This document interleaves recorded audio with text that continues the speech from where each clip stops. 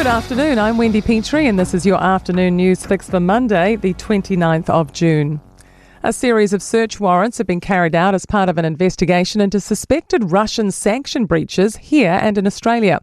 The Trans-Tasman probe began last December, focusing on 3 companies allegedly exporting prohibited assets. Danica McLean has more. New Zealand banned the export of a range of goods to Russia in response to its war against Ukraine. The searches were carried out in Auckland, Christchurch and Melbourne, with police also obtaining a restraining order for a residential property in Christchurch. Police say no charges have been filed at this stage, but inquiries are ongoing. A different economic story continues for either side of Cook Strait with the latest job figures. Seasonally adjusted Stats NZ data shows filled jobs rose 0.3% last month and 0.7% for the past year.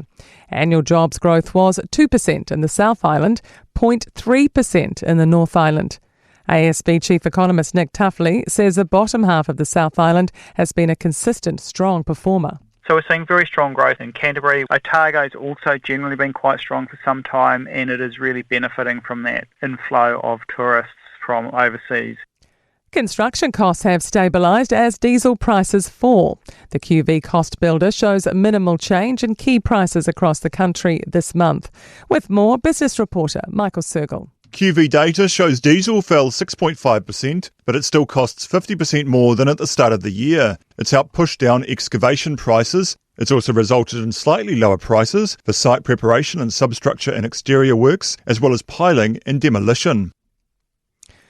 The number of MPs claiming full accommodation allowances has skyrocketed. In 2009, about 10% of eligible MPs claimed the bonus. Today, that figure has jumped to about 75%. Jacob Jones has more. The rules are intended for MPs who aren't from Wellington to cover the cost of working there. MPs can claim $36,400 a year, while ministers can claim up to $52,000. 30 current MPs who have property interests in Wellington claim the accommodation allowance, and 28 of them claim the maximum amount.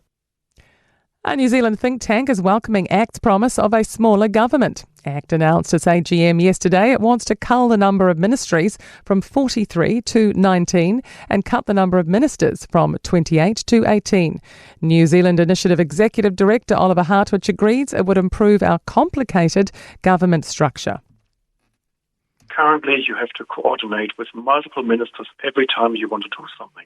Getting this streamlined will make it easier to govern and increase the transparency because people will then know who's really in charge. To sport, the sole survivor of Scott Robertson's All Blacks coaching staff is thrilled with the direction of coach Dave Rennie, with forwards coach Jason Ryan saying Rennie is strong on messaging and enhancing the All Blacks' legacy. The New Zealand Netball Players Association says a lack of clarity surrounding the future of the ANZ Premiership is frustrating and taking a toll on players. And New South Wales League coach Laurie Daly has refused to confirm if he'll lead the Blues next year as he defends shock selections for the decider. I'm Wendy Petrie, that's your latest news fix. We'll be back with the next update tomorrow morning from the Newstalk ZB newsroom.